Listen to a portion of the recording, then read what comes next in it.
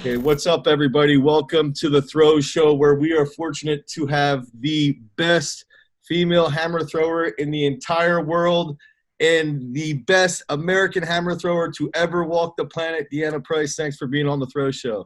Oh, thank you for having me. So I'm pretty excited to do this, and I think one, following with the hammer is in the men and the women.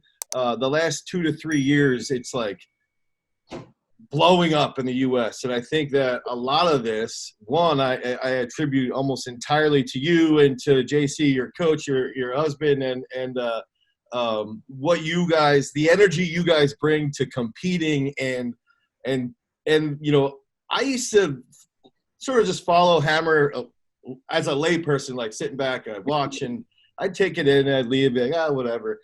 And when you compete, it's like, I've got to be there because you're just bringing it every single time and every round. It's like, you're improving.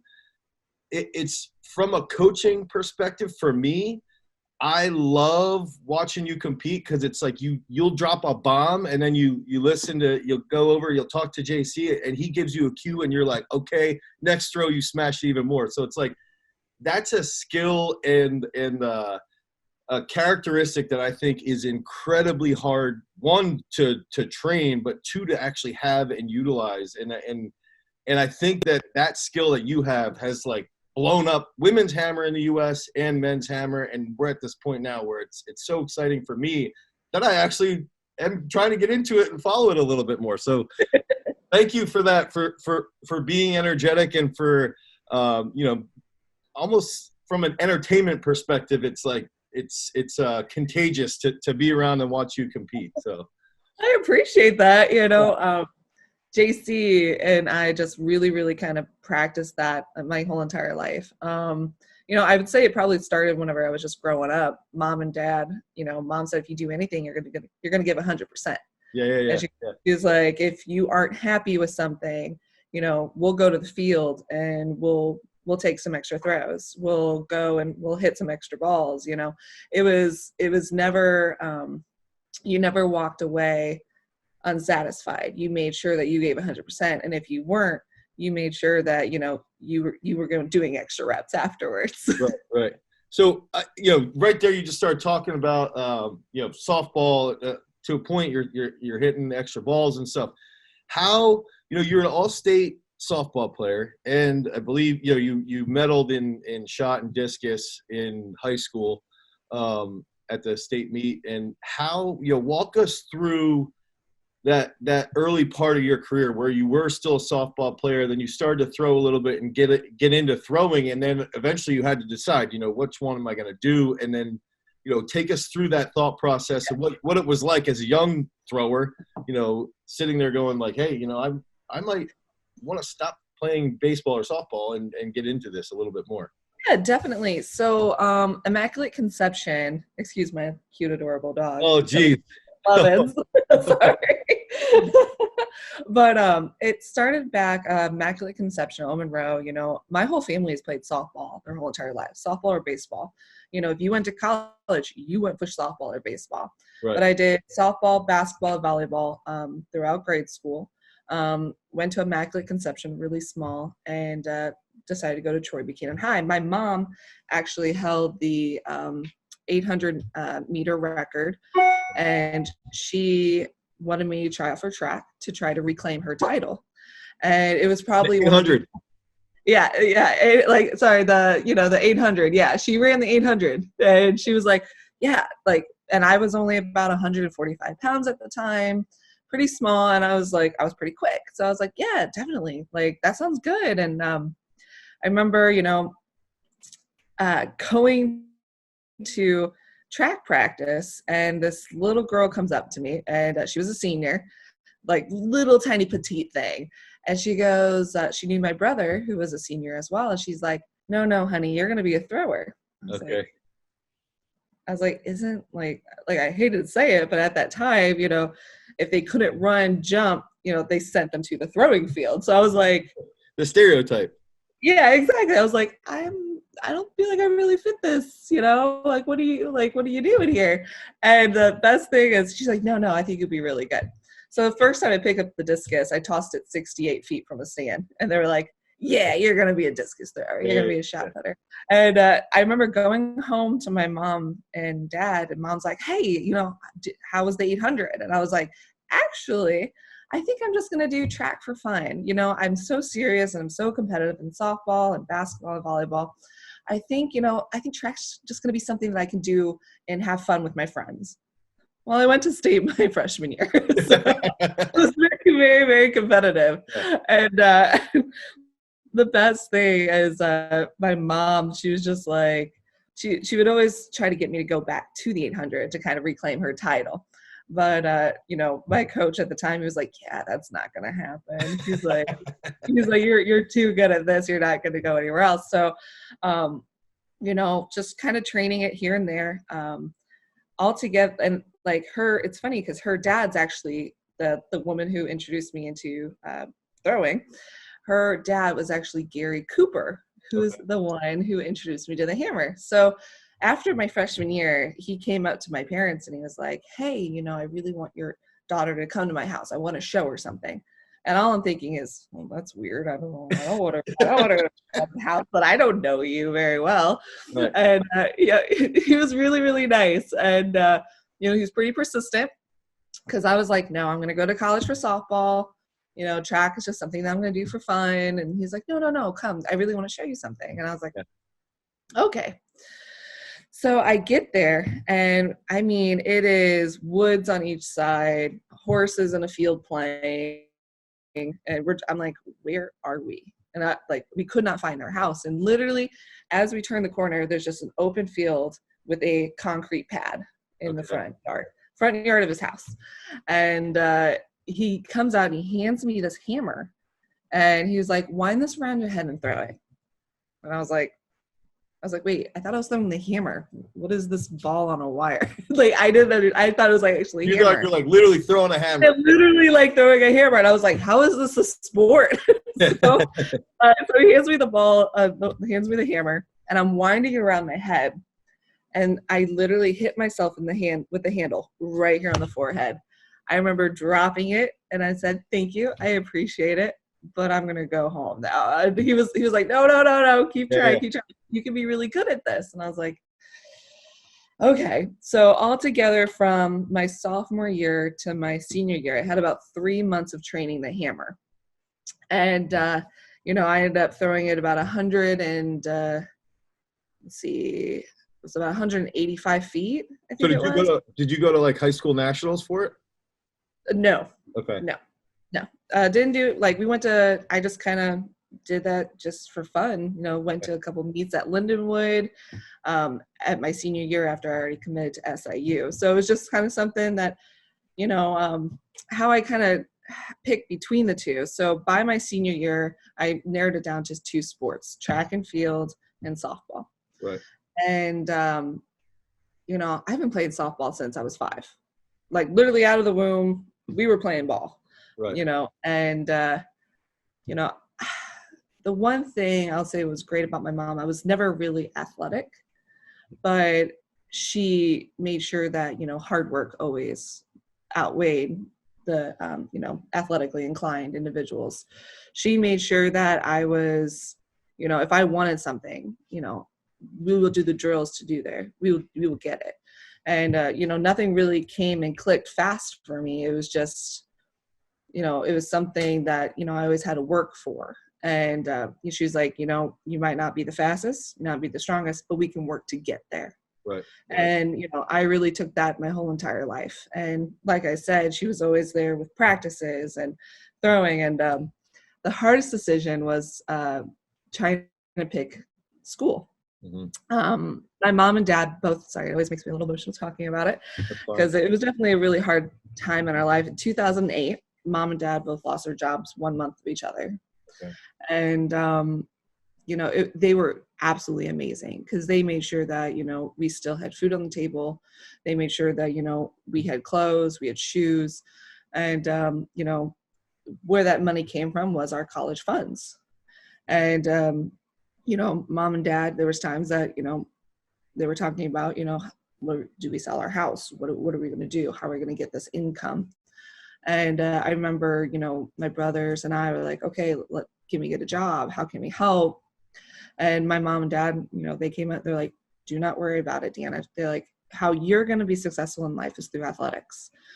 She goes, make sure you get an athletic career so you can get an education so that you can make something of yourself after, after college. Right. Because I don't want you to, worry about this. She goes, we were actually to a point where we were thinking, there was called an A+ program where you get 2 years of community college free. And then you go into, 2 years of regular schooling at a university. And, I remember I was getting full ride opportunities for softball and track. I was, it was crazy. It was getting letters from all around the country. What did you throw by this time in like shot and discus?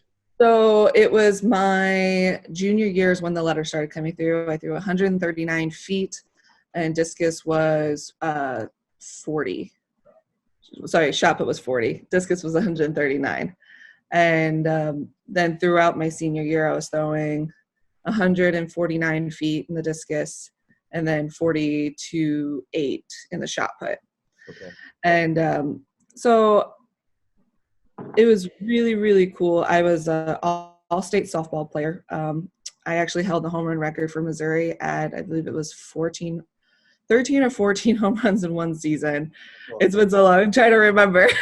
Batting average of .505. And the max slugging percentage.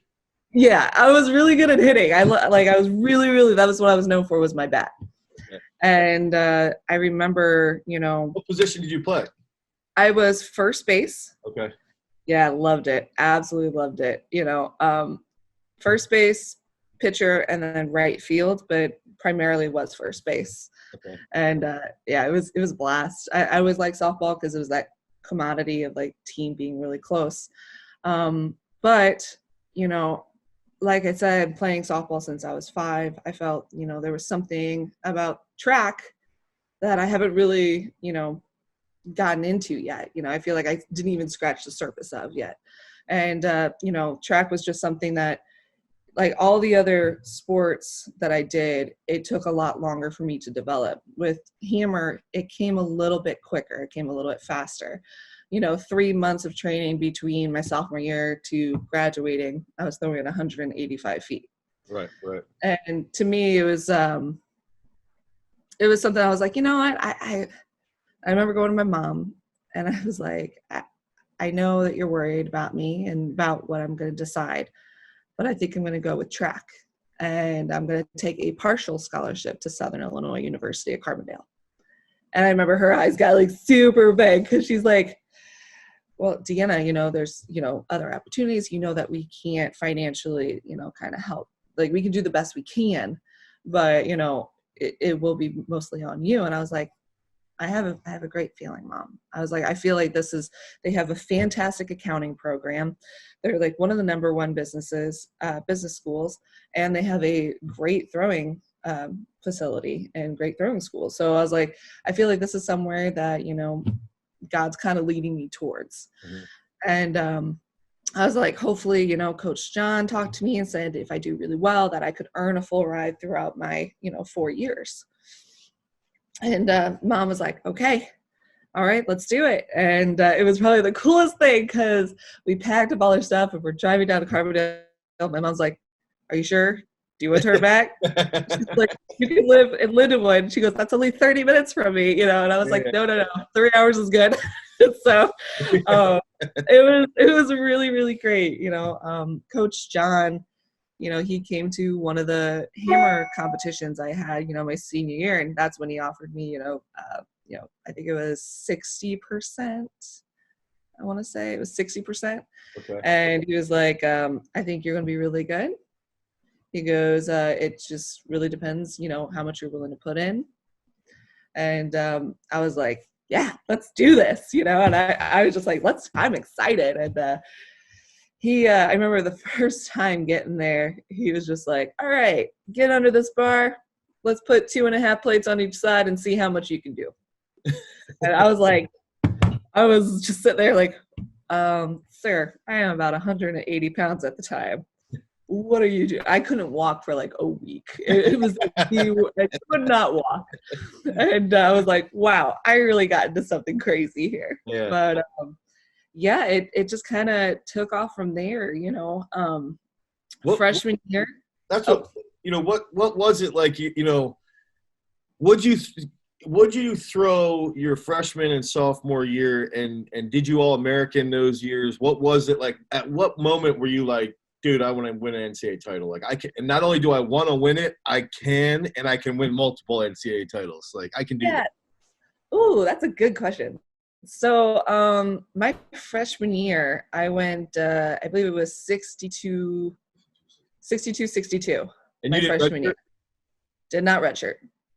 And I think I want to sort of bring up too that I said this when I was doing my live feed this morning. I don't know if you were paying attention or if you came in and came out. I was doing a little bit, and then when I found out it was like video, I won't lie. I put a little bit of, I was like, went to my room, put a little bit of makeup on. I was like, oh, I look a little pale. Let me put a little something on. I wanted to just point out that I think what's scary scary in the best sense is that you've blown up, you're 26, I think, and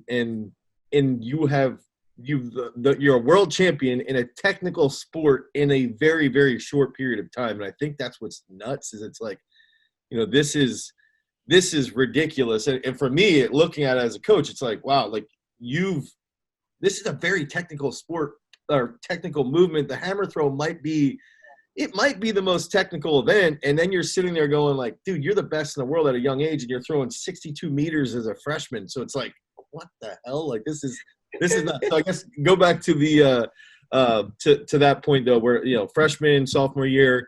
Yeah. When did you realize that you could be an NCAA champion? So like I went 62 my freshman year because I remember there was a girl here. Man, I'm trying to remember her name. But she had the freshman record. I think it was like 60 something meters, 61. And I was like, I want to beat that. Like there's always been, like little goals that I sat through and I'm like, there's things that I want to accomplish throughout my career. And so I ended up throwing 62. I went to nationals and I ended up, I believe I got 10th at nationals. I missed out finals by literally like an inch. Okay. I missed it out. And it was like, I remember crying. It was my birthday. I remember crying and just being upset because I wanted to be better. I think I was the 6th American out of that list. Okay. And I was like, oh, I wanted this so bad. And I remember Coach John calling me on my way home because I went home with my parents. And he goes, congratulations, Deanna Price. You just earned yourself a full ride. Oh. And I was like, oh my God, yes. So it was amazing. Super excited. My sophomore year, I got a little off track. I decided, at this time, my freshman year, I got up to about 200 pounds. Okay. Sophomore year, I got up to about 210, 220. And, I did a very stupid thing and I rapidly dropped weight because I was like, no, I have to be skinny. I want to be smaller. And, I just remember, dropping the weight and, I went my sophomore year 65, I think 50. I went about 65, 50, but it was very inconsistent. And, my freshman year, I broke my arm. My sophomore year, I tore my abdomen. And I just remember, I didn't do what I wanted. And there was that point where, I sacrificed distance based off, trying to lose weight. I got back down to like 185 pounds my sophomore year. And I was like, okay, if I really want to do this, I need to take this seriously and find the perfect body weight for me. But, I just was training. I got back, it was going into my. Can I ask you, like, is that an image thing? And I think this is something that, when we talk, especially because we've got a lot of girls here that train, a lot of them will bring up like, oh, I don't want to be big or I don't want to be bulky. And then what ends up happening is there's always this time frame where they go through like a And I just think women deal with this more than men because of media and image bullshit. Body image. It is so mentally frustrating because you sit there and you're looking and you start realizing, you know, like you're comparing yourself to somebody else. Yes. And then what ends up happening is there's this lull, there's this down period. And then, you know, from my perspective is that you sat there and you realize like, okay, yeah, my image here that I don't even know if it's valuable, like, or if it's valued, like, is it really true? Why do you need to go down? Why do you need to lose weight? Then you realize that what matters is that emotional experience of being an NCAA champ or being an All-American and throwing farther. That's what's important. And it's not what other people think of you. It's, or it's, you don't even know what other people are thinking about you. You don't even know. That's your interpretation of their thought. Yeah. You know? Yeah. You sit there thinking, oh, they probably think like I'm a fat person. They think that I'm not athletic, that I'm not doing all these things. And right. You're sitting there and you're like, man, I do work hard, but like maybe if I just cut out a couple meals, or if I just, you know, I'll just drink water. I'm not really that hungry. I'll just kind of curve it. And I remember, you know, Coach John talking to me, and he's like, if you want to be serious about this, you actually have to take accountability for you. So going into my junior year, I got back up to about 220, throwing great, throwing fantastic, absolutely was just crushing it. And then I blew my left knee out in shot put practice. I got tied up on the toe board and my knee went, foot stopped, knee went. And tore my MCL, stretched out my ACL and PCL. And I remember, you know, I was like, okay, not a big deal. But, you know, I was still eating like I was training. So during that time period, I was out for, I think it was 7 months. I just couldn't do any training, couldn't lift, couldn't do anything. Like we kept trying to rehab it. He redshirted me that year. Okay. And he was going to redshirt me that indoor season. And it was about 9 months into like feeling better, finally being recovered. 2013? This was 2014. 2014. Yeah. And so 2014, I remember, you know, I was You upset. tore in 2014 and came back and made Worlds in 2015. Yeah. Yeah. Yeah. Well, it was like, so I got down, I lost a little bit of weight, but it wasn't, you know, there's muscular and then there's fat. And so I replaced like a lot of my muscle with fat. I wasn't doing anything. I was eating bad. And it was right after our first indoor competition. I didn't compete. It was at SIU. It was like December like 6th. And I remember this because Coach John and Connie came up to me and they go, Deanna, this is our best year to win conference. And you know, you're feeling pretty good, you're feeling well. So I already had this in my mind mentally, like I'm not competing. And he goes, you have 4 weeks to get ready for your next competition. Okay. I remember crying almost every single day because I was like, how am I going to do this? How am I going to be better? And it was going into 2015 season. I remember, you know, I was like, okay, well, mass moves mass. So the weight throw, you know, I didn't have the muscle back yet. So, you know, I'm going to get bigger. So I did. And I kept eating and eating and I kept getting bigger and bigger. And I got it to about 245 pounds. And it was really uncomfortable. I was a lot bigger, you know, but I was throwing a lot better. And it was really funny. You know, I was throwing, I think at the time, like 20 meters, 20 something. And I remember, you know, I made it to nationals. I think I was indoor nationals. I went, I'm trying to think. I don't remember what spot I was. I think I came in at 10th. And I remember I wasn't doing great practice. And my boyfriend and husband now, but boyfriend at the time, JC Lambert, he goes, if you win indoors, I'll propose to you. Oh, geez. Let me tell you something. I was having PRs.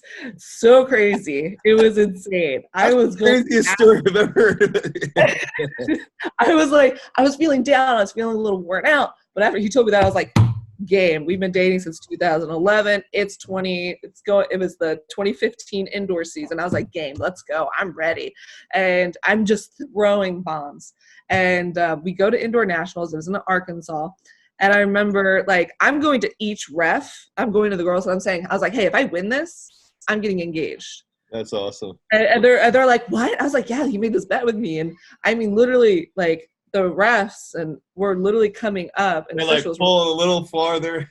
Yeah, they were literally going up to JC and we're like, we heard you have a bet on the line.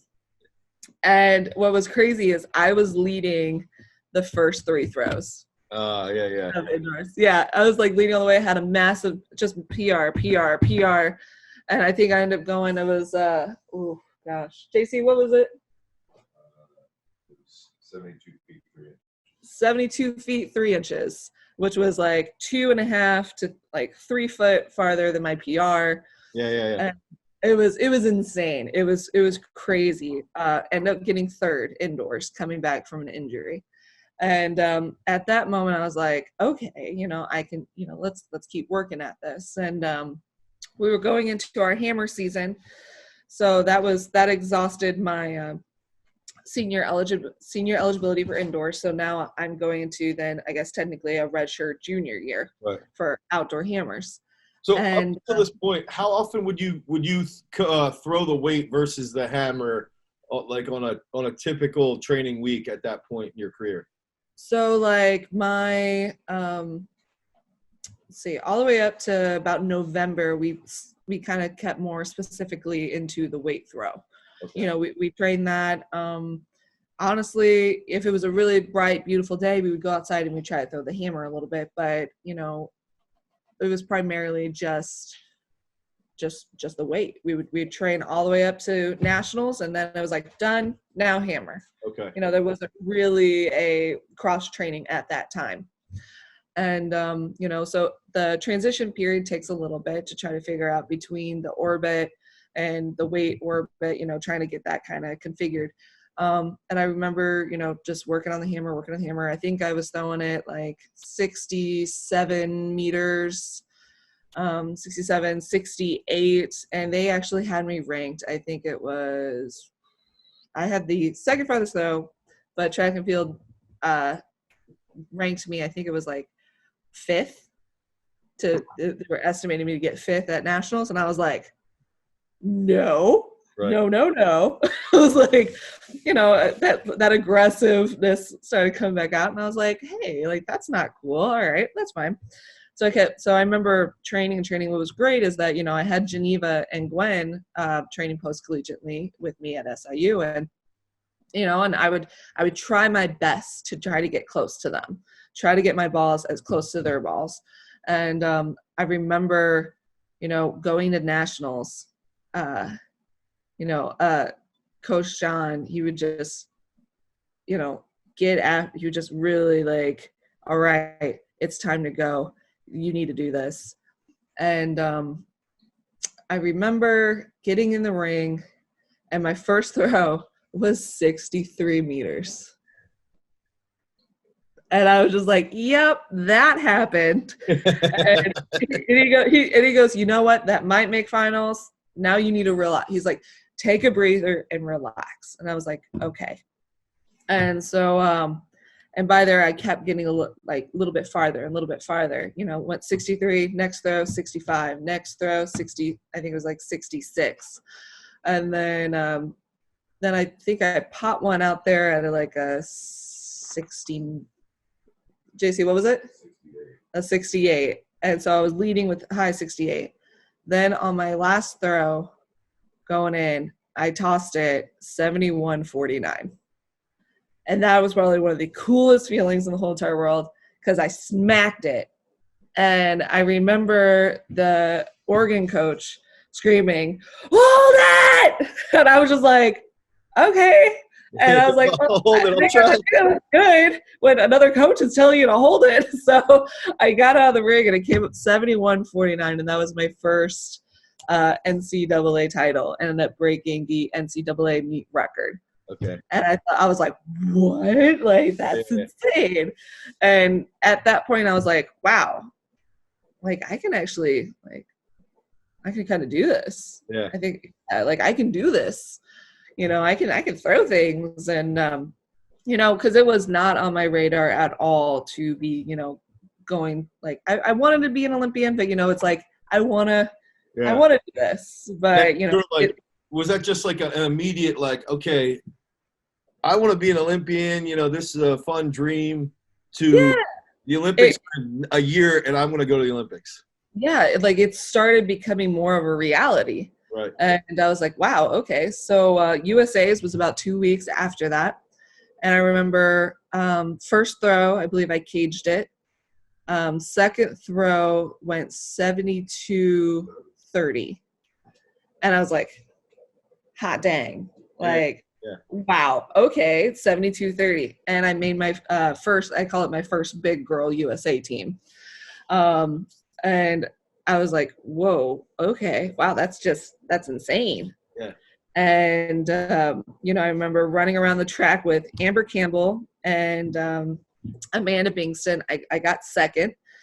And I was like, I've only been doing this 3 years officially. Like, that's insane. I was like, this is really cool. Yeah. And, by that time, it was after, it was NACAX, Pan Am's, and Worlds all fell in that same year. And you got NACAC that year? NACAX, I got second. Yeah. Pan Am's, I got fourth. And then Worlds, I believe I placed 8th, I think. 18th? Oh, Worlds in 2015. Yeah. In 2015. I think it was 18th. Yeah. Olympics 2016, you got 8th then. Yeah.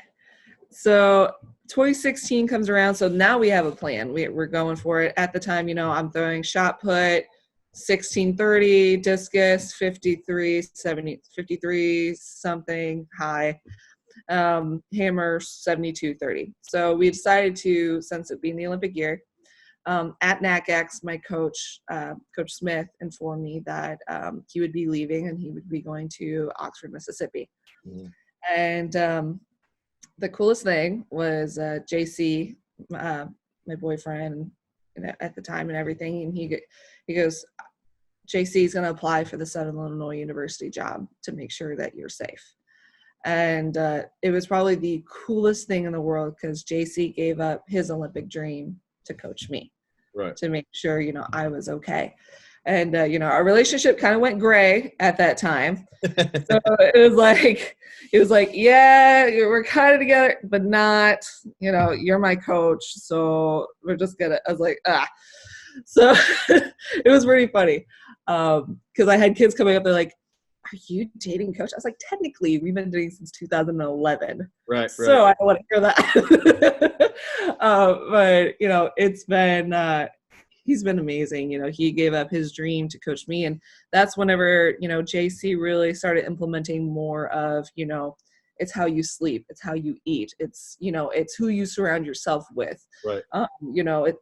It's not just coming and doing it at practice. It's mentally getting yourself ready to go to practice. Yeah, it's that global approach of like, what are you doing when you're not in the circle? What are you doing when you're not in the weight room? What are you doing? Like, how are you preparing for every single day? That's what, even when you told me about doing this podcast, you're like, well, I got to wake up and do my morning exercises and maybe stretch a little bit and feel good. Yeah. That's where everyone needs to realize, if you want to be a world champ, it's every moment or every single point in the day. Like, how is this going to make you better?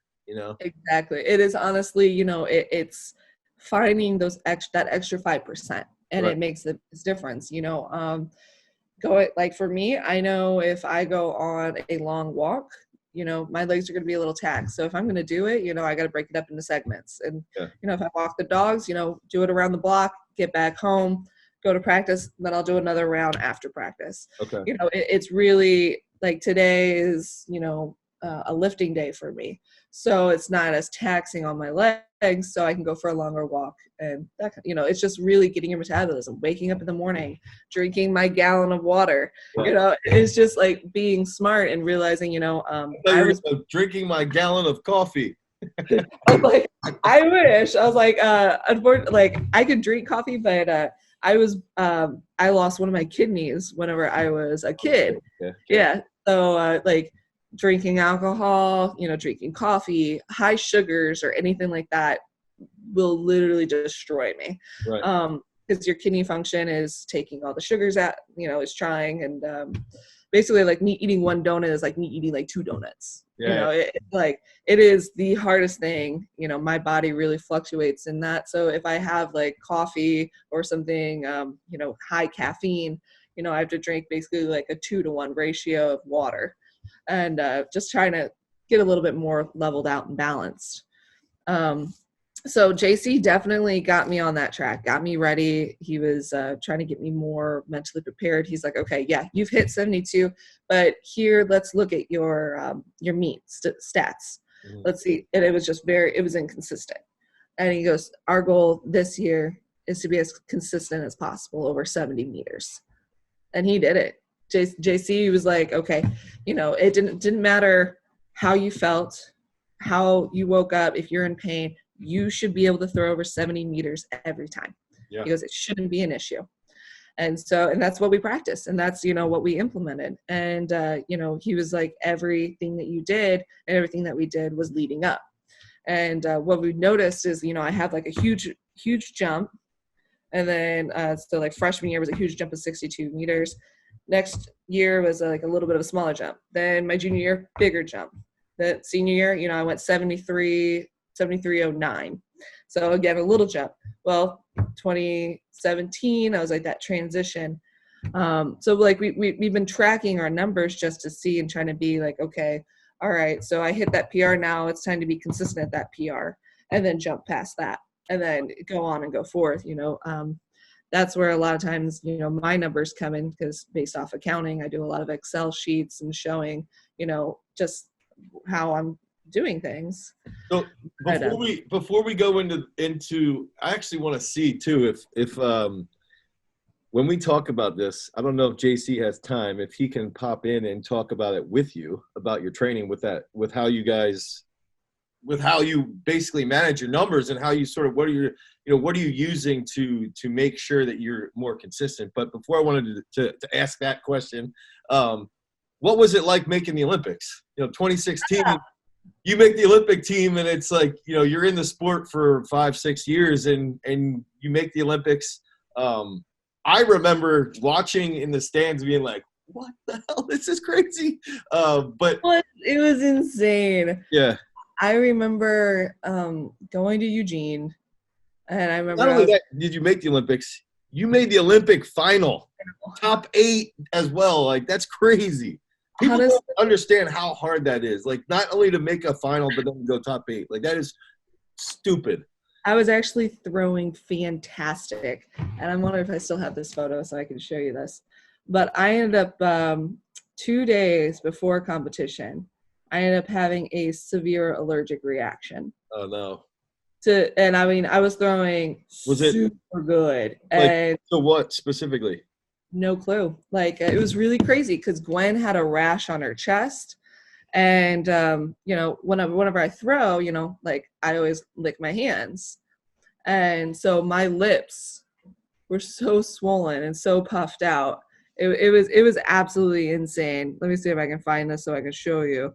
I remember just being in Eugene. Anytime I've been there, my allergies like flare up quite a bit more. This was the Olympic Games. Oh, this was down in Rio. Okay. This was Rio. And it was absolutely, here it is. Let's see it. Holy shit. What? Yeah. It was absolutely insane. Dude, look at that. That's ridiculous. I would say it's like a bad Lindsay Lohan, lip injections going on there. But, so they swelled up. I go to the doctors and they're like, okay, you need to take these 3 Benadryl and 2 prednisone. And I know, and I was like, okay, I can't take any of that, drug testing. I don't, they're like, we're the doctors. We're going to do an emergency therapeutic use exception form. You need this. And I was like, no, I'll be fine. I'll go down. And the doctor, he goes, either you take these pills or I will be taking you to the emergency room in Rio. And I was like, oh, 1 pill, 2 pills. I am not going to the emergency room in Rio. It was, I remember taking the meds. I slept for over 15 hours that night. Yeah. And if you know anything, central nervous system was shot.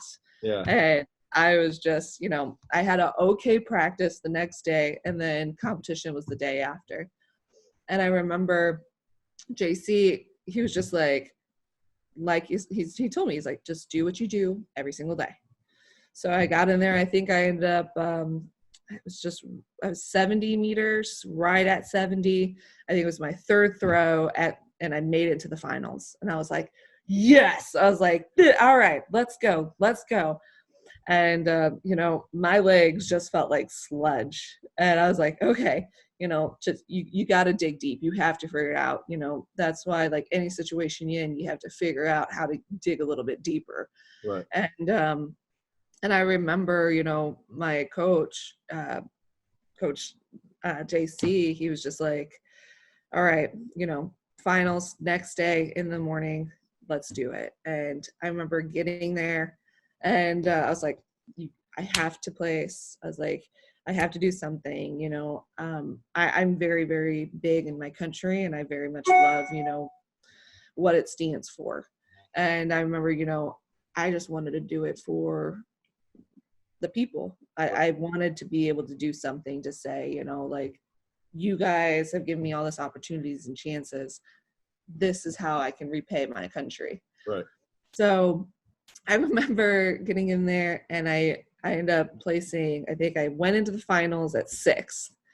But by that time, just between everything, I got knocked down to 8th. But it was the coolest thing because Amber Campbell and me were the farthest that we've ever gotten at the Olympic Games in the hammer throw. 6th. Awesome. Dude, that's freaking awesome. It was, I just remember sitting there, and I was so nervous.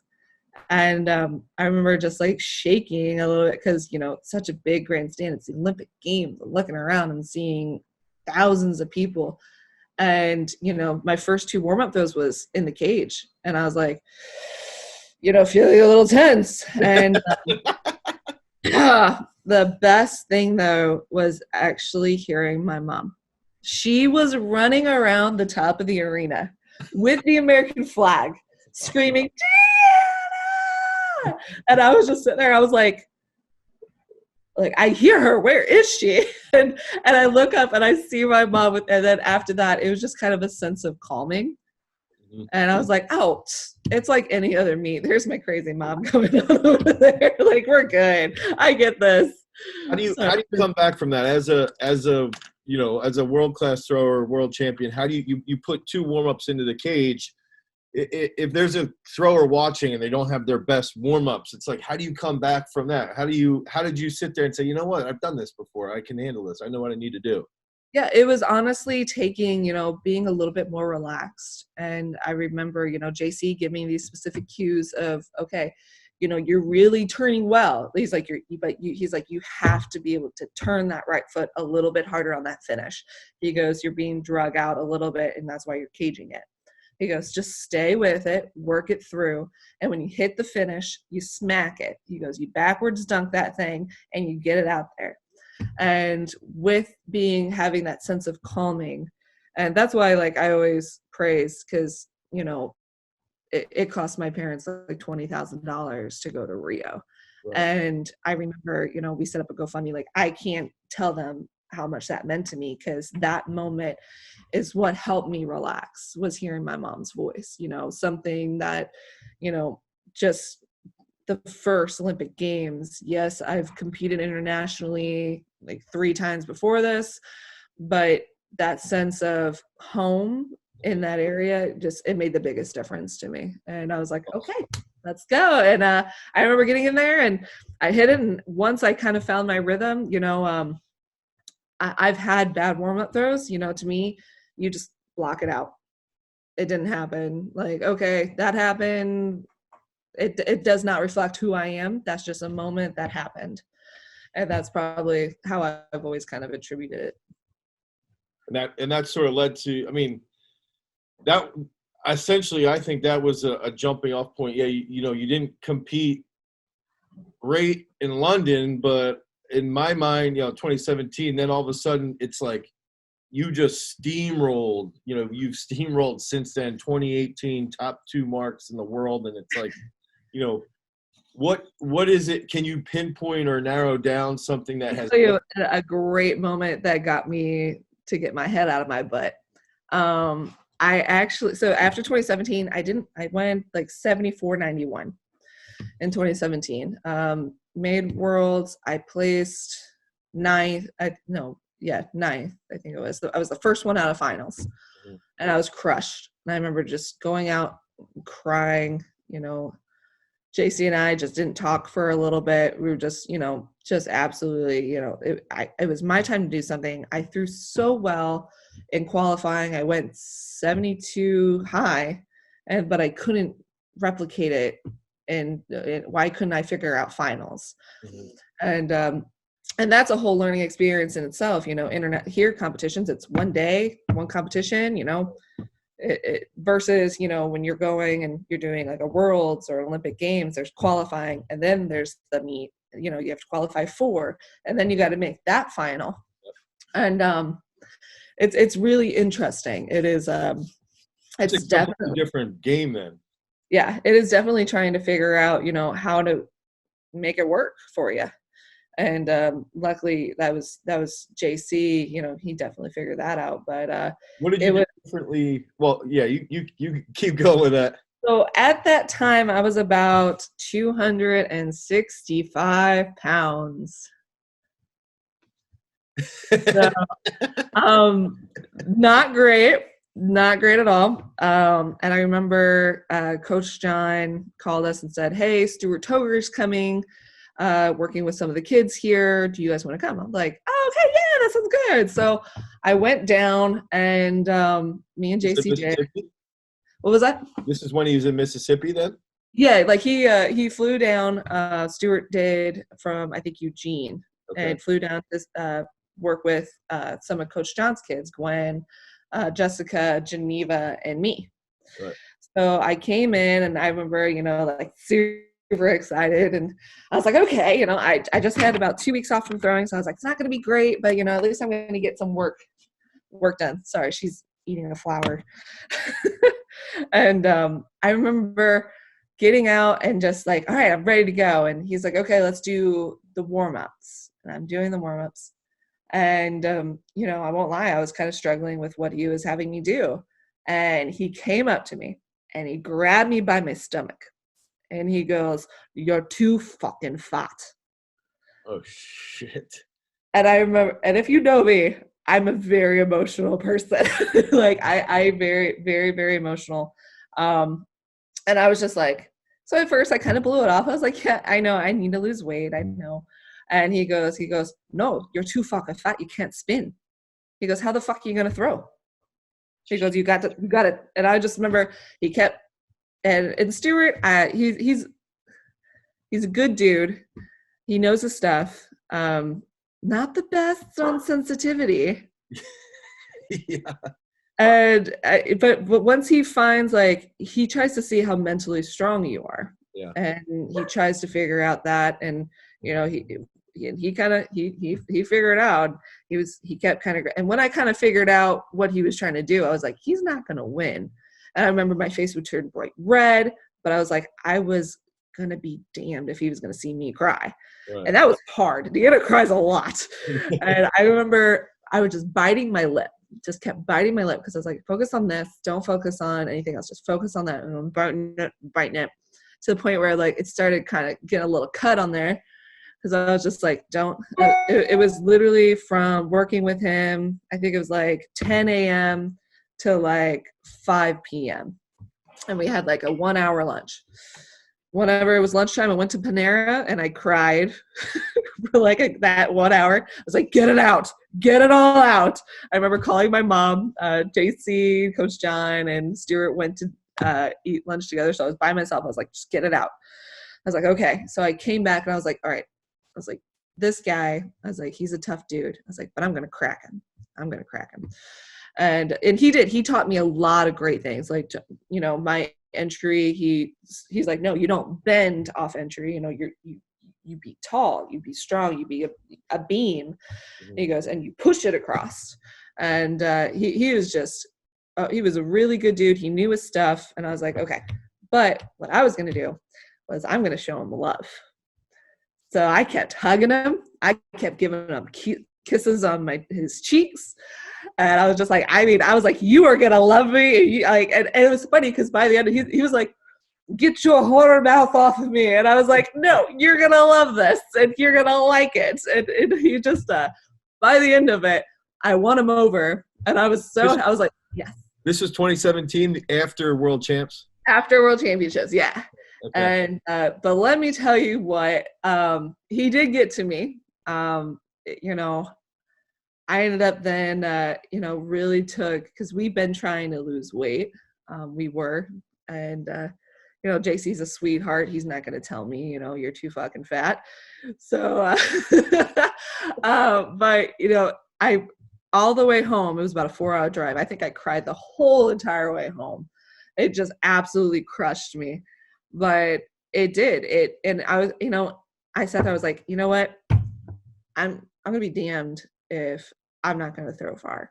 So I remember, you know, we went at it, you know, eating clean, only drinking water, no alcohol. I was like, I need to lose this weight.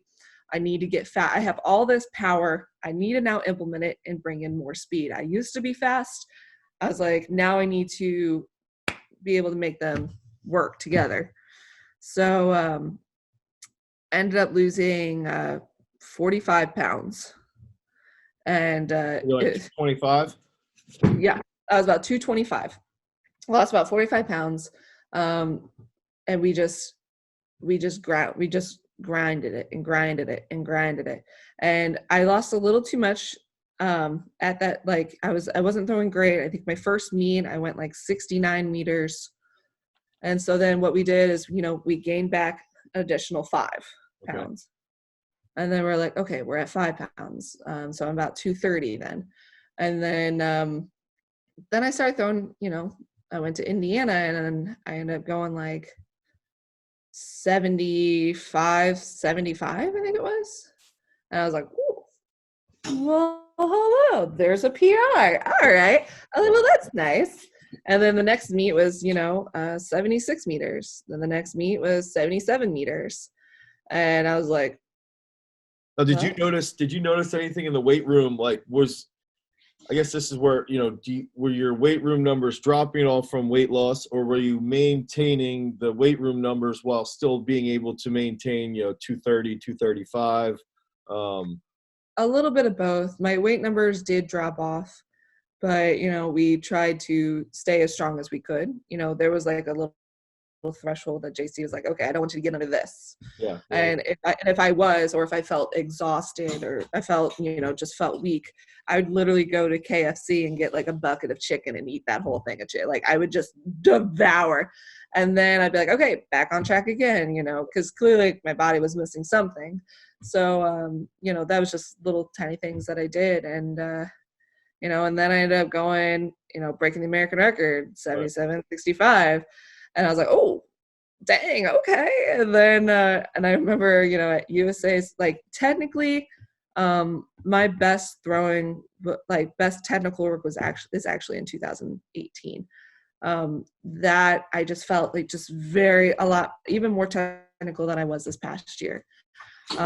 That's because here in 2019, I was actually already throwing about 77 meters in, let me see. I was already throwing about 77 in February, March time. And I was like, hot dang, like, all right.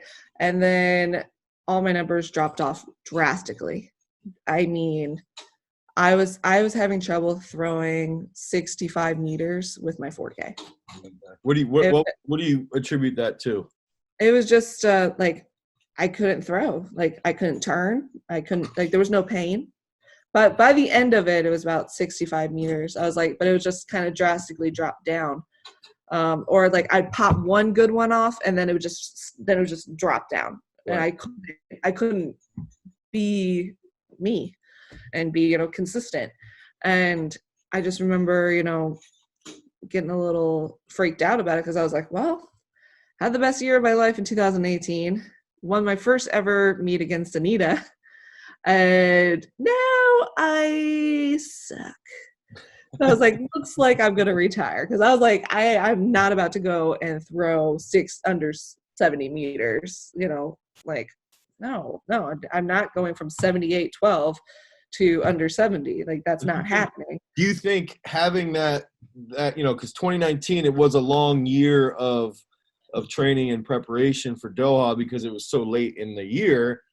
So I guess my question would be for you and JC potentially is at that moment in February, March, in reality, that's more like November, December in a typical year. And it's like, is that where you were just based off of training for that specific for 2019 because the world champs were so late in the year? Well, I just got back from indoors, and you know, I really wasn't throwing the hammer. I think I ended up winning indoors that year. But it just dropped off. I mean, like, I was like, literally came home. I was throwing 77 meters with the 4K, looking great. And then it was, I wasn't going like this way. Yeah. I wasn't going back. I was going side to side. Okay. I literally could not turn. And JC and I were like, okay, what's going on? We went to the doctors. We were doing tests. We were, you know, part of us were like, you know, we're married. And I was like, are we pregnant? No. And then we were trying anything. We were trying to figure out, there was no pain, but we couldn't figure out, like, you know, I couldn't even do like simple drills. And I ended up, Corey Martin from Indiana is actually really good friends with us. And JC was calling doctors, calling other coaches, trying to figure out, hey, you know, so this is something going on. So Corey Martin told JC about this guy named Brian Murr at Evolutions in Indiana. And he goes, hey, I went to him my whole entire career. He's fantastic. He actually was a hammer thrower. And I think he's going to be really good for Deanna. So I ended up heading to Indiana. The first time he worked on me, I was supposed to compete that weekend at IU. And so he was working with me. He dry needled me, gave me like certain stretches, gave me certain things, you know, basically he does like muscle manipulation of trying to get muscles back in the correct form. Basically it felt like I had, because by that time I actually started experiencing pain. Started having, like, my hips were just awful, couldn't move, my lower back was just so tight. I felt like I had a harness on my hamstrings, and that somebody was really just holding me back. Right. And I couldn't figure out what was going on. And we saw Brian, he worked on me.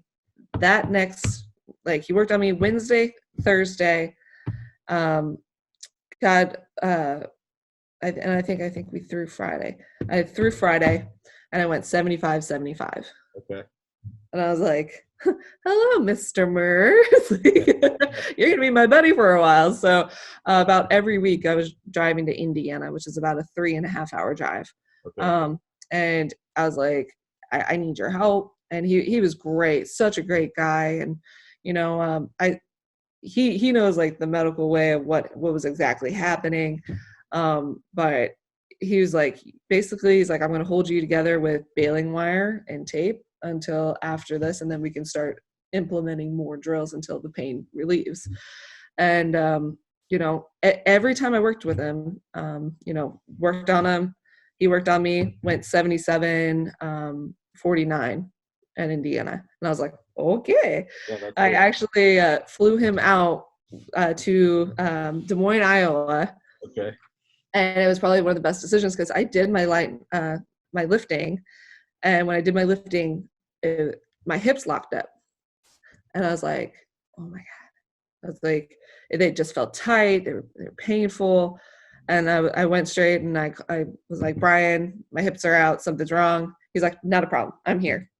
And he was dry needling me and he was like stretching me out. And I was like, okay, I'm in too good a shape. I was like, I got this. So it was 2019, Des Moines, Iowa, getting ready to warm up. First warm up throw, cage, not pretty at all. Second warm up throw, it was okay.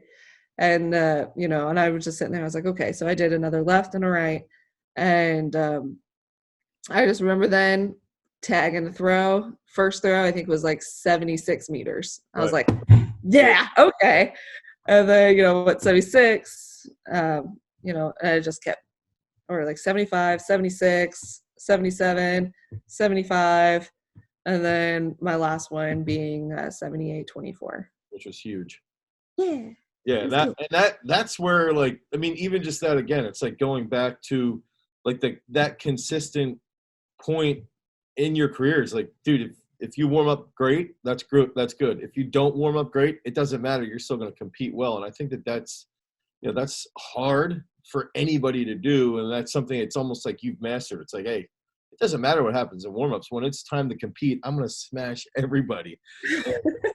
And I think that was JC. That was JC. He definitely like taught me, like I've always had like an instinct of attack, but he's always kind of gave it like a game plan of how we're going to do this. So, and if you don't mind, because we had a ton of questions about weight room numbers, and then is that with you and JC? Is that JC sits there and goes, all right, this is the movements that we're going to utilize that'll best prepare you, and this is how we're going to peak you? Like, is the peak based off of what you're doing, what you're throwing in the circle? Is it based off of what you're doing in the weight room, or is it a combination, whatever that might be? So the best way to answer this is actually talking to JC about it, because I consider myself, I like being a dumb athlete. Basically, he goes, do this. Okay, I'll do it. Like, it is very much, I know like my back squat is like 450 for 8. Okay. And, box, or is that partial, full? Full. Okay. Yeah. Ass to grass. What are the lifts you do in a week? Like, if you're doing, if you're lifting 2 to 3 days a week, what are the, like, every week, every program, basically, you're going to have these 3 to 4 lifts consistently? There's always a pull, there's always a squat, and then there's always auxiliaries. There's always, trying to work the little tiny muscles, trying to make sure, we try to really work on speed. I have a front squat speed workout with like 400 pounds. Okay. Try to move it as fast as I can. How does JC's training differ from John Smith's training? So Coach Smith was more power. He was like, get bigger, get stronger. He was always strength will always outweigh technique, which is true. But when you're at an elite level, you have to have, JC is a lot more of a technician, a lot more of, just because you can move that certain weight, it's how you implement it into your throws. Yeah. I'd say that's what JC's really good at doing is, I was strong as a friggin' ox throughout college. And, now he's even gotten me stronger, but I'm a lot more explosive. I'm a lot more faster. I'm actually able to put that energy into a throw. Okay. So let's go. I want to dive into, you go to Doha, you win a world title. You are the best hammer thrower in the world. I sort of want you to walk us through that, and then tell us how now, the Olympics have been bumped back a year. What's going through, from a training perspective? I mean, I think it's actually going to put you in an even crazier, like a better situation. But it's like, what are you doing differently in training now after, you're the best in the world? And now it's like heading into 2021. how does that change with your mental approach and with training? So walk us through the first winning a world title, what that's like. So I remember, each throw, JC, told me the game plan. You throw 76 meters, you get a medal. That's the goal. Mm-hmm. First throw, bam, 76, 80 something. Yeah. And I was like, and I remember I was sitting there, I was like, do not get excited. Do not get excited. Because that's like, you have to make sure that, you keep your energy. So, and it was probably the best, what I really liked was Joanna followed up after me with I think a 76 meter throw as well. Mm-hmm. And I was like, okay. And I was just like, all right, let's go. Yeah. And, I tried to turn up my second one. I had a lot of stuff that I wasn't able to handle. And so I was like, okay, third throw, gonna tempoed it 77, 50 something, 56. And I was like, and I remember I smashed it. I was like, okay, that's a better throw. That's a good throw. Let's see where we can go from there. And, this was also a learning experience, is that, with me being one of the first people in the starting out in the meet and then being reset to the last person, we'll now adjust with that for future's sake, because it was such a longer time period. A long wait. Yeah. It's probably 15 minutes. It was about 30. JC timed it out. And, I didn't hear him, but he was yelling. JC was trying to yell. He was like, get up, move. And so I was just sitting there just staring at the ring, just like I'm like a tiger locked in a cage. That ring is mine, bitches. Yeah, I was just like, it was so funny. People won't watch it. I was like, I want to see everything. Like the only one that I couldn't really like watch would be my own teammates, because to me, I'm like, God! So I was like, okay. Like I just like, because I know a lot of them on a personal, like a super personal level. So I was like, throw. So it was really intense. It was super high energy. And I remember walking in to my last throw, and I always write 3 things on my arm, my cues, because you don't want to be overfilled with your mind of how many things of what you got to do. What I do is I say those 3 things right before I throw. I was like, I think that day it was, keep the balls back, keep the ball back. Put the ball back, get your foot down on one, and then finish the release through. And I remember, I read it, I walked in, and I was like, who do I do it for? What's the purpose and why? And I finished on my last throw over 75. And I immediately, like, as I released, I could literally feel myself crying. And I literally just dropped. Because it's just something I've always wanted to do, was to bring home a medal for my country. Right. Yeah. And it's just been it's awesome. Great. Yeah, it was such a great feeling that I could wake up and I can go home and say, I did this because of you guys, right. because people believed in me. Yeah. And be super proud of it for the rest of your life. Yeah, it was just something. It was just like, I still, like, it didn't really register that the farthest that we've ever thrown or gotten in Worlds was 7th. Yeah. And I just walked away with a gold medal. And, I just kind of like, we took it in. I remember trying to jump over the banister to get to JC. And the guy was like, no. And, future reference, next time I'm pummeling the guy getting to my husband. Because I was like, that's the one thing that I regret. That whole entire thing is I really, really just wanted to get to my husband at that time, because he, every time I step in the ring, it's not just the work that I put in, it's the work of other people. It's, right. My support systems. And I just remember them handing me my flag, and it's just crying. I just couldn't stop crying. And, Joanna, she's actually a good friend of mine from Poland, and she's just like, you did it! And I was just like, and I was like, I love you, Joanna. She's like, I love you. And Wang Zhang is just like, she's not understanding that. She's like, okay, hugs too. And, you know, they are funny. They know if they see me, like it is like known. We get hugs. Like we can like, hey, how you doing? You know, you give me hugs. Like that's how this works.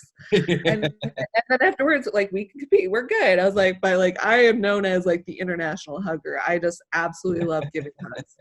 And it's just one of those things where I'm like, you know, you guys are awesome. Like I love all like you like, and it's good people. Like it was honestly, none of us were sitting there like, like didn't like oh, I don't like you. No, it was honestly like all of us were like, let's compete, let's do what we can. And, you know, if we had a good throw, you know, like hey, you know, good job. And it was such a great and amazing feeling. And I was just so like, I sit there and I feel like I was just like out of body just watching this happen, of just seeing like all these amazing people. And, you know, I remember I was like, I jogged around the track. I think it took me like 15 minutes because I was running up to people, hugging them. And they're like, the drug testers like following behind me. And he's like, the clipboard running. Yeah, he had the clipboard. He's like, you know, we got a drug test. I was like, I am living this moment. And I just remember just being I was so excited. And, you know, it was just like, finally, like we did it. And, you know, I was just so excited. And finally, like, you know, got to JC and, you know, we let ourselves kind of soak it in, but with Worlds being so late, we knew that we had to reset. We had to mentally, you know, kind of prep. You know, when you win Worlds, there's a lot of people that want you to do things, you know, go here, go there, go this. And all the places that they did, I made sure I was like, hey, you know, I have to have a training facility. You know, I was like, I hate to say it, like I'm not a runner. I can't just run. Right. Like, you know, I actually have to have like a ring and a place that's far enough that I can throw and train. And so like when we got back from Worlds, we had 2 weeks. And I was like, these are the 2 weeks that, you know, I'm taking off. And this is where I will go. And I went to schools. I talked to kids, you know, because to me, what's the purpose of all this? You know, you want to be a great thrower, but what's the legacy that you're going to leave behind? Like, who are you going to impact? And, you know, if you just do it for yourself, it's kind of lonely. You know, it's, you know, I want to be remembered as a kind person. I want to be remembered as somebody who, you know, I was the hugger. Like that's what I want to be remembered as. Like, oh, she was actually really nice. She was really kind, like Gia Lewis, like super sweet, like nicest person on the planet. Oh my God, I love her so much. like that is how I want to be remembered. You know, like she's a bomb thrower. You know, she just told me I won't say how old she is. She just had her birthday, and I was like, you are not. I think she's 38 now, right? I think she's at 41. Oh, I didn't realize she was over 40. I think so, but like, let me hold on. Let me double check. I'm checking this right now because I think she said she was over 40. I just remember talking with her in 2017. Alex Rose and I were going. Yeah, we were going to the stadium, and she's like, "I feel like I've been here before." And Alex is looking at her like, you were here in 2012 at the Olympics. And she's like, oh, that was the village we stayed in. And then it's like, yo, this is so cool. She's been so many places. It's awesome. Like, that is like who I want to be like growing up. Just like how super sweet, super kind, and being a good person. So, and that's kind of, you know, what kind of legacy I want to leave behind. So those 2 weeks was traveling around, talking to people, doing a little bit of stuff for 2021, which was going to be Worlds in Eugene. And I remember after that, I was like, okay, now if I'm going to do anything, it's going to be like once a month. All right. And try to really schedule everything out. If people wanted me to do stuff, we had to make sure it was a day that we were off. Like if I'm going to fly somewhere, it's fly in, do my thing, fly out, get back. And it was a little bit harder because, you know, you want to promote the sport, you want it to be, but with hammer throw, you have to have the reps in. Right. So, JC and I, luckily we have a lot of friends around that they're like, hey, yeah, not a problem. You can use our facility. And it's like every time I went to LA, it was, they're like, hey, drug testing, knock, knock. It's like here in Southern Illinois, I get drug tested probably once every 3 weeks. But every time my plane lands in LA, they'll get me within the first 24 hours. It is clockwork when I go to LA. Maybe they just have more, but it's just been a crazy experience. And, like I said, like the medal, it means a lot, but it's just a moment in my life. That's just something that's happened. People are going to have good things and bad things happen to them. But it's how you live each day. It's how you wake up. It's how you sleep. As long as I can look in the mirror and be happy with what I see, then we're going to be good. Absolutely. I think that's awesome. I think it's going to be, for me, on the outside looking in, it's going to be cool to see how you progress, from now. It's essentially you've got more than a year to prepare for the next Olympics. And it's just great to think about what 14 to 15 extra months is going to do for you and for your, and for how you compete and what you're going to bring in, first to the trials, but then likely to Tokyo, and what you're going to show the world essentially what you're made of. And I think that's going to be, it's going to be awesome to watch as a spectator. I'm super excited. I was of course a little sad about, the coronavirus hitting and postponing the Olympics, because I would say, like, from what JC has told me, because a lot of times with my numbers, I do not track it. My husband does. And, he's the one that does everything. Because like I said, I don't want to go and I don't want to be thinking about a number. I just want to be thinking about what I'm doing. Right. And if JC gives me the thumbs up or the thumbs down, or I kind of look. So whenever I go out and I'm training, but what he's been saying, he's like, you're throwing really well. Right. And JC's saying you're throwing really well. Like, okay. Yeah. So I was a little disappointed, but luckily, we did have really good friends around here. I train at Southern Illinois here in Carbondale, and the weight room coach was like, hey, I see this for the weight room closing in a couple weeks. Just letting you know. With how they're doing everything, I think it's going to be a little bit quicker, because I just want to let you know. So we immediately went to Dick's Sporting Goods and we bought a rack. Oh, good. And we bought bars, and we bought, a lot of people were like, oh, are you sponsored? I was like, no. I went into my own savings, and I was like, I need my own stuff. So, went to Dick's Sporting Goods, got that. I was actually super proud, because I am now a proud owner of an Alico. Oh, wait. Nice. Yeah. So I was like super excited. I got it's called Barbells for Boobs. Okay. Yeah. Yeah, I was so happy about that, because like the colors are super cute, and then like the proceeds actually go to breast cancer, which that actually runs in my family. So I was like very, very excited about that. I was like, yes. So I'm proud owner of that.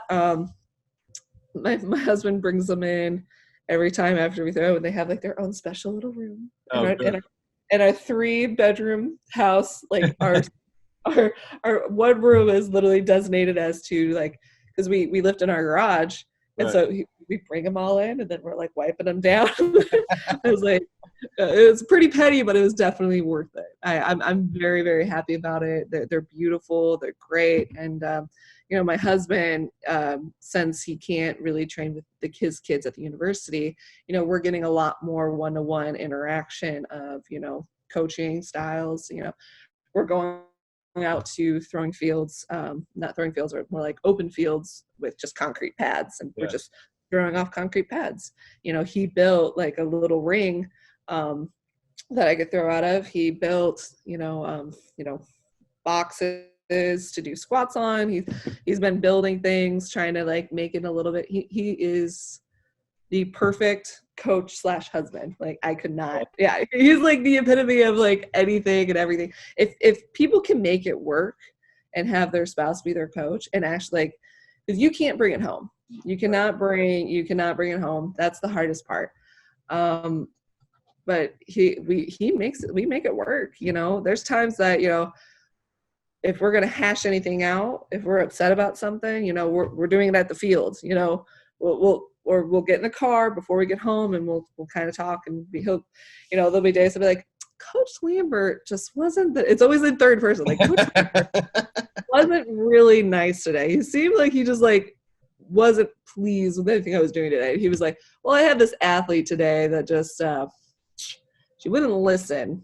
And anything so it's really funny. It's kind of comical because, there's hardly any times that we ever do fight. I was like, but if we do, it's like 5 minutes, and that's just like in disagreement. And then like either one of us will be like, okay, yeah, okay, I see your point. We work extremely well together. And the best part was why I think I was so successful in Doha was because JC was there.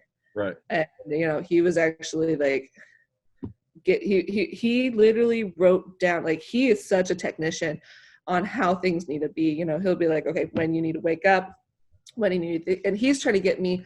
I am like, how to explain it? The dog off Up? No. Okay. There's a cartoon called Up, and I'm the dog called Doug, where like, squirrel, like, like that is me. Like my attention span is not the greatest. And, he's trying to like really ingrain of, okay, like before I go places, he will literally make me like a note sheet. Yeah, like he'll make like sheets, like, like little things, like one of these, like he literally just writes down things for me to take with me. And he's like, okay, here's plan A, here's plan B. This what happens if there's a plan C. He goes, there's different things. And he makes sure, make sure that, this is what you're eating. Because I do have a tendency, I have a sweet tooth. And he'll be like, okay, like before I travel internationally, I gain a lot of weight during flying. I will literally gain about 10 pounds during flying. And so he'll be like, okay, you need to go for your body. He's very, very in tune of what I need to be at, what body weight I need to be at, be throwing. And he is very, very, very particular about that. And what's great is that he really focuses on that and gives me time just to throw. Yeah, just to worry about competing and being an athlete and executing as well as you possibly can. Exactly. And he lets me do my mental stuff, and then he just makes sure that everything else falls in place for me. So I'm going to message you after this and see if I can get JC to come on and do a podcast then. I guarantee you'd probably love to. All right, Deanna, thanks for doing this. I appreciate it quite a bit. This was awesome. And it's like, I think this is going to be what everybody wanted to see, is just like your career the whole way through with every detail and what it takes. So, hey, let me tell you, like one thing, like my freshman year, broke my shoulder blade. Sophomore year, tore my abdomen. Junior year, tore my knee. Senior year, 3 bulging discs in my back,